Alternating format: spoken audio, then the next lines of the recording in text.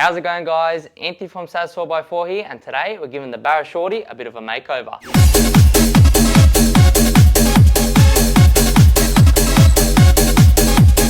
So basically, the whole front end is changing. And the reason for it is next episode we are doing the intercooler piping, which means I had to get the sort of final position of the intercooler and all that, which I had done previously, just roughly wasn't in the right position. So I've had to make some more brackets and stuff like that. You'll see all this. But also meant I had to put the condenser. Originally I was going to mount the condenser under the car, but I thought I would try fit it, and I got a bit of a skinnier one and whatever, so I got it to fit. So you will see the intercooler and condenser fitting at the front, but I also had to get a new grille because the Series 1 grille doesn't have as much room as the Series 2 grille. So I got myself a Series 2 grille and a chrome grille. You'll see I'm going all chrome with the whole front. But I still had to cut heaps out of it anyway to make it work.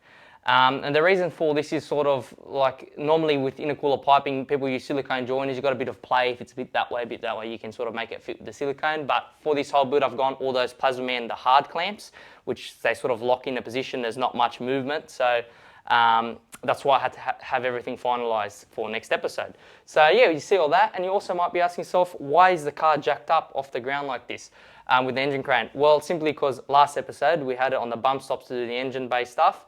Now I wanted to put the springs back in, so this is the easiest way I do it. But while we're here, I also got some new hard lines for the diff, the brake lines. So those are in, and I just got to put the braided line that goes from the diff up to these hard lines up here. So while we've got access, I'll do that, drop it down, and then we'll start working on the front end. Oh, and I forgot to mention there's also a chrome bumper to go on as well. So yeah, stay tuned, enjoy the show, and let's get to it. Alright, so here we are at the front diff. So this is what I'm talking about. These are the new hard lines that I run. By the way, I know the diff is very dusty. It's been sitting here a long time. But as you can see, so I've got braided line, goes to hard line. This is brand new, and that's brand new as well, which I ran it already on that side previously. And I'm just going to connect this bad boy here, which is also braided. So basically this whole system is going to be braided, front, rear, everywhere. There's no rubber lines on this at all. So that will just bolt obviously in the middle, and then those two screw in, which would come up here and connect, be hard to see, down there, one of these hard lines.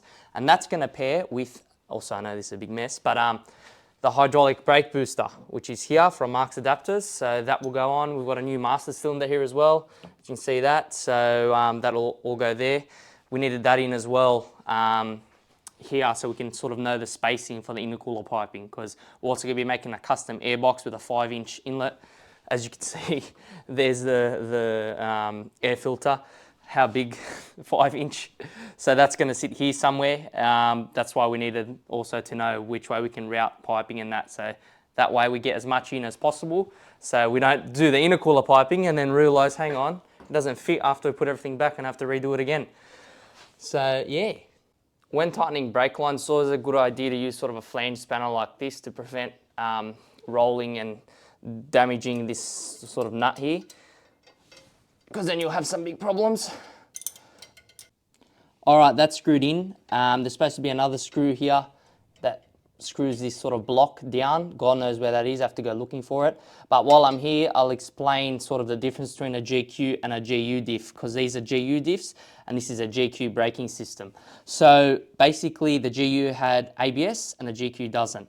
So that's why there's another bracket here, because it has two separate front brake lines. So there'll be one up there for that wheel and one here for this wheel. I believe that's how it can brake each wheel independently, because this way it just sends the same power to both, whereas that one it can obviously control the amount of fluid that goes into each brake to brake the wheel, and that's why they've got wheel speed sensors as well. But for me, because I'm not using that, look, at one stage I did want to put it in here, but I think it's a bit too complicated and I don't really know what I'm doing with it, so I thought I'll just stick to what works. I don't want to play around with brakes. So this is a GQ hard lines on a GU diff basically. That's it, it's that simple. And then yeah, that will go up and it'll be non-ABS and basically work as a normal GQ, but it's got the GU diff.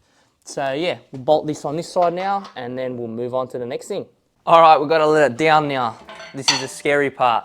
We've got to make sure all the suspension lines up when we come down. So we'll sort of go down slowly by slowly and then line it up and then come down again. That was probably too fast. Anyway, let's line this up. Go country, grab and buy. Don't go bust, eye for eye. Don't lose trust. White rose. car sitting back on the ground, we can start bolting in all the accessories on the front. So the first thing I'm going to do is put the condenser, which is here. So I'll just give you a bit of a rundown. That's the original one that was in the car. And then I did get an FG one. Big thanks to Mr. Ford for helping us out with that one, but unfortunately it doesn't fit. That's a FG. So I thought, oh, it'd be good because I can use the Ford lines on the Ford compressor, which is in there, but unfortunately we can't. So I've had to go with the universal one. And now this one is 22 mil thick. So I thought, oh, I'll get a bit more room. I'll go 15 mil. I think it's 16 mil thick, which is this. And look, it is thinner, but then the sides are the same thickness as that. So sort of pointless, could have used that all along. Anyway, we're here now. So I'm gonna put this bad boy in, and in the future, if it's not good enough, I can always put that. It will fit, but let's get this in. So these are the brackets I made. They're nothing too special, but then again, the originals were not that special either. That's what originally was on the car. I just made these out of some sheet steel that I cut out and drilled the holes appropriately, and also painted them black. So yeah, nothing too fancy, but they do the job. So let's get it in. Tell her on the body, make a clutch. See no watch, now she wanna give crutch. Boy got keys, but she hopping in the pod. Man, in real life, she a gal, I forget what. When she want dark, so they meet me at the top. Switching lanes the other day, I seen her waiting for a bus. Maybe it's a monkey, a sweater. Diesel denim, buying another with my pockets fat like heather. Next door, like I don't know no better. Benzo truck, white seats, and they heather. Never, on my grind, make it clap like I'm Busta Rhymes. I got the juicy sauce and all them things. I blammed her twice a night with all my bling. Big Benz, I drive, I brought that thing. Any girl you want, they want my thing. Now with the radiator on, you can see what I'm talking about. There's basically no gap there. There's probably like 2 to 3 mil there. So it's very tight at the bottom, especially with the intercooler as well. It'll be the same on this side. So that's why I didn't really have any other choice than to do these sort of brackets. But anyway, moving on to the intercooler. Last time I just had these, which I've painted and cleaned up now, so it looks a bit better. And I've also added a bracket for the bottom. All it is just like a L bracket that's been welded onto there. And then that bolts to the bottom and those bolt to the top. Very simple stuff. So yeah, let's bolt it on.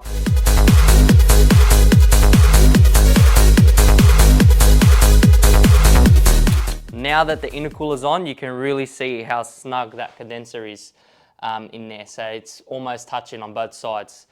But yeah, I think it looks pretty good. I'm very happy with it. The next thing we're going to do is going to put the headlights in. And you may be asking why the headlights? Because obviously here there's going to be an intercooler pipe with a 90-degree bend that's going to get cut through here. So I need to have the headlight there so then we can see sort of how big of a hole we can make and where we can run it. So I'm going to put both the headlights in, and that brings me to this. These are like the headlight brackets. These were old and rusty, and I used the nylon wheel, which is this. Where is it? This thing's the best thing. This nylon wheel gets rid of a lot of the rust and sort of stuff. It's without sort of taking too much material off. It's very gentle on it. And yeah, then I just put some epoxy primer and I just painted them black as well to go there. These are the original headlights, even though I think the previous owner might have changed them because they're Nava brand. But what I mean by original, they're still just like a halogen globe or whatever. I am looking at getting LED ones, but I don't know if I like the original look yet. So for now, I'm just going to put the originals on, and then we can go from there. We can always change that at a later date. So yeah, I'm going to assemble all this together and put them on.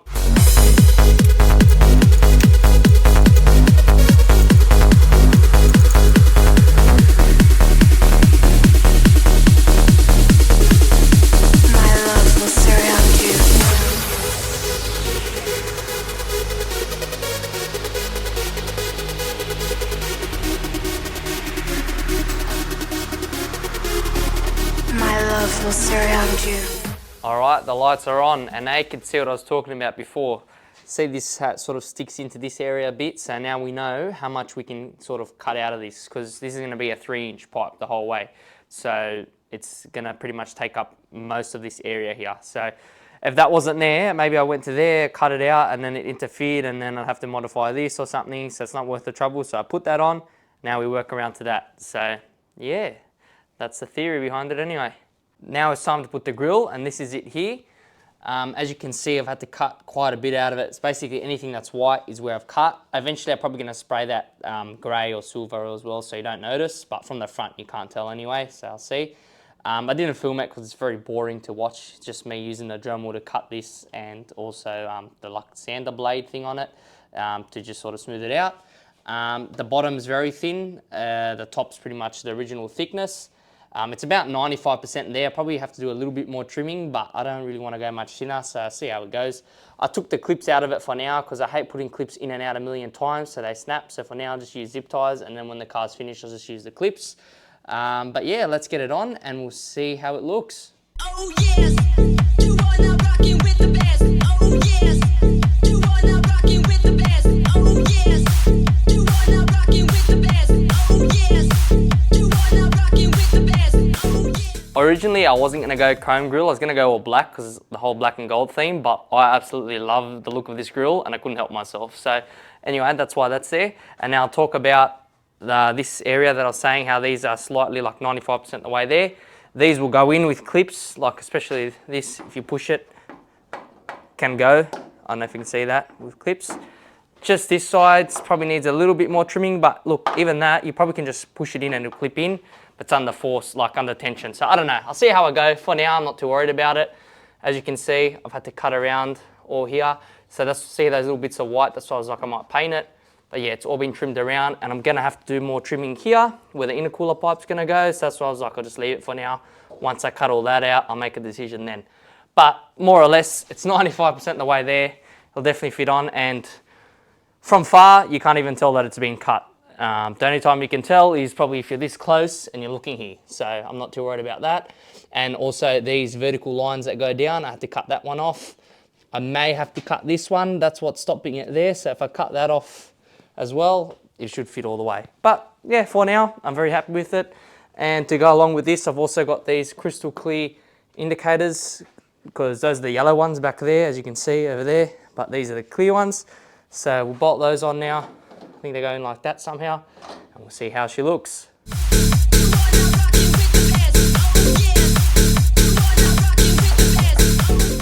All right, the lights are in, the grill is on. There's only one thing left to do, and that is to put this bad boy on, the bumper.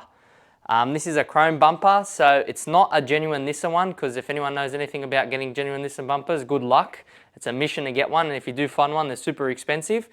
But Adventure Corp has actually come up with this idea, and it's a 1984 Hilux bumper, I believe it is, and they make an adapter bracket to put it on. So I'm still waiting for the brackets. They should be coming tomorrow or the next day, so once that comes on, we'll put it on. But basically, yeah, it's a Hilux bumper, and then these are the ends that you end up trimming them off here, because that sort of wraps around, so it won't fit. But if you trim them off there, it'll finish around here somewhere. It looks pretty factory, and yeah, it's a chrome bumper for much, much cheaper than what you would pay for a Nissan one. And I'll be honest with you, I think it even looks better. I love the little cutouts. There's lights here as well. Where are they? Here they are.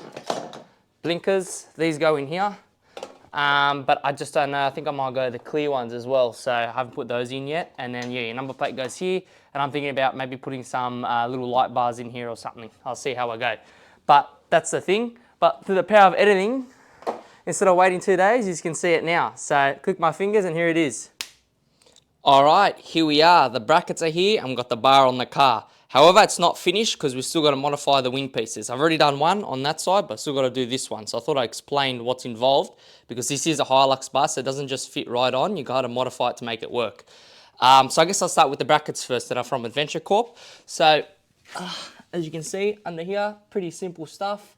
They mount on the bar this side and they mount on the chassis there. I still have to clean up the bolts. I've got to take them off and clean them up and all that still. But yeah, as you can see, basic mount there. Same on this side. So that's the simple part. That bolts straight in, no problem. Now, the confusing part are these wing pieces, because they're designed for a Hilux. These are actually for the Patrol. You've got to swap them around. So this bar is designed to have these on this side, like this. But if you were to mount it like that, it doesn't fit behind here because of this. And if you do trim it to fit, it won't stick. See, I've made this stick out sort of flush here. Otherwise, it'll be probably finishing in here, which looks really stupid. So what you have to do, you swap them on the other side. And then instead of mounting them on this, those are actually redundant. And you drill new holes here, which is about here somewhere, and you mount it there. So you have to chop this off and drill 2 new holes. And I also had to use the Dremel to shave a little bit in, what is it, on this side. In here, I'll show you on here to clear this basically. As you can see in there, to make it clear, otherwise it doesn't really work. So, and yeah, that's the original mounting. They just sit there like that. You can cut them off if you want, but they don't bug me. They're hidden, so I don't mind. I'm just going to leave them.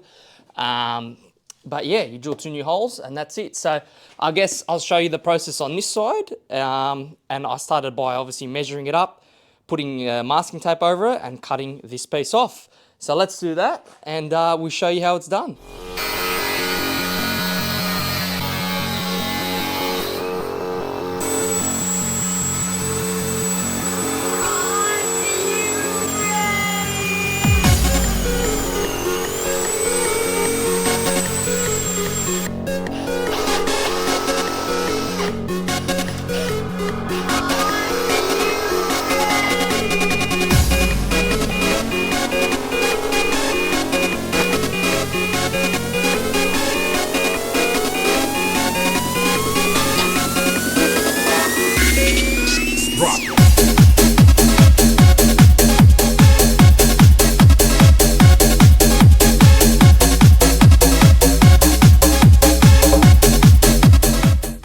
Alright, the wing pieces are on, and I just want to say, I think it looks amazing. I'll be honest with you, I think it even looks better than the factory Nissan chrome bar.